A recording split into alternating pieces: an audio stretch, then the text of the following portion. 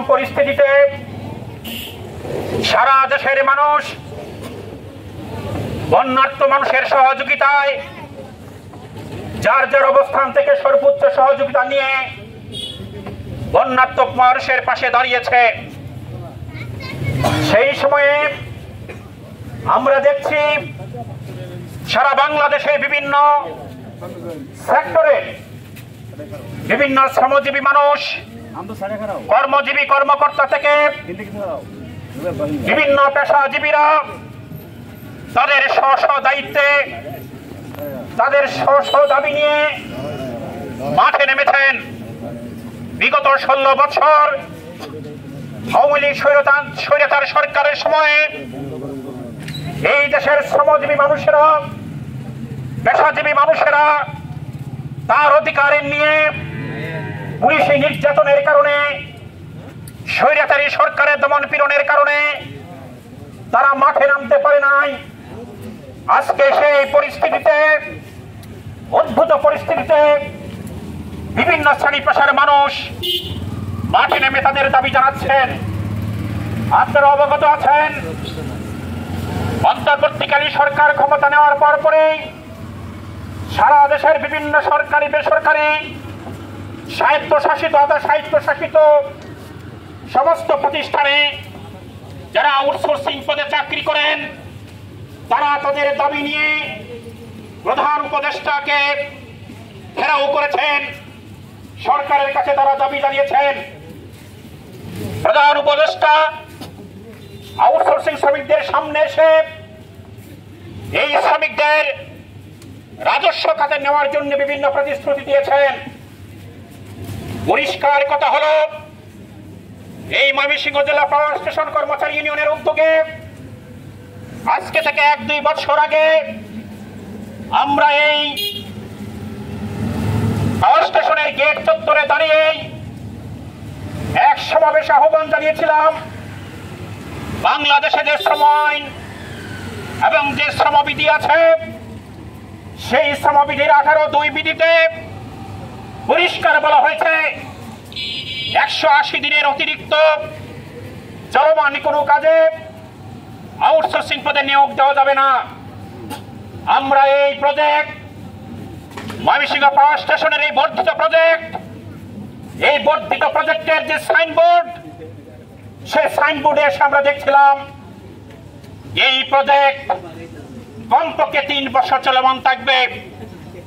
এই project already 2 বছর অতিবাহিত হচ্ছে, আরো কত সময় লাগবে, নির্ধারিত সময়ে এই প্রজেক্টের কাজ শেষ হবে কিনা সেই বিষয়টি এখনো নিশ্চিত নয়।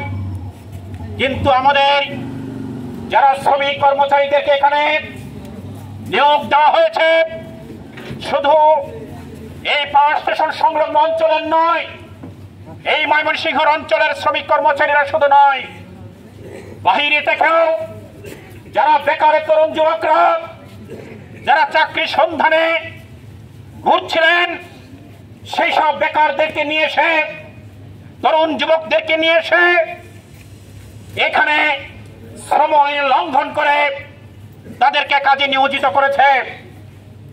আমাদের এই শ্রমিক কর্মচারী ভাইয়েরা তারা এই ময়মনসিংহের বাইরে থেকে আসার কারণে তারা ভয়ে আতঙ্কে তাদের উপর যে নির্যাতন, তাদের উপর যে বেতন কম, সেই বেতন, মজুরি এবং নির্যাতনের বিরুদ্ধে তারা কথা বলতে ভয় পায়।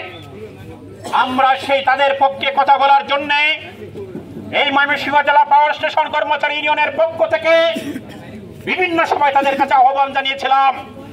কিন্তু স্থানীয় কথিত মাদকবর শ্রেণীর লোকরা, কথিত প্রতিনিধিরা এই অঞ্চলের মানুষকে যেমন কোণঠাসা করে রেখেছে, নির্যাতনের মধ্যে রেখেছে, তারা তাদের অধিকার প্রয়োগ করতে গিয়ে বিভিন্নভাবে ভয় ভীতি হুমকির মধ্যে রেখেছে, ঠিক তেমনি বাহির থেকে আমাদের এইসব শ্রমিক কর্মচারীরা ভাইয়েরা যারা এখানে এসেছেন তাদেরকে বিভিন্ন হুমকি এবং ভয় ভীতিতে তারা রেখেছে।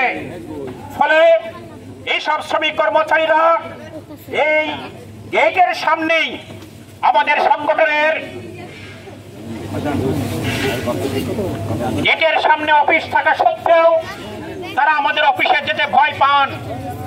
ফলে আজকে তাদের গেটের সামনে দাঁড়িয়ে এই নতুন পরিস্থিতিতে বলতে চাই, আপনারা যাদেরকে ভয় পান তারা আজ আপনাদেরকে ভয় পাচ্ছে।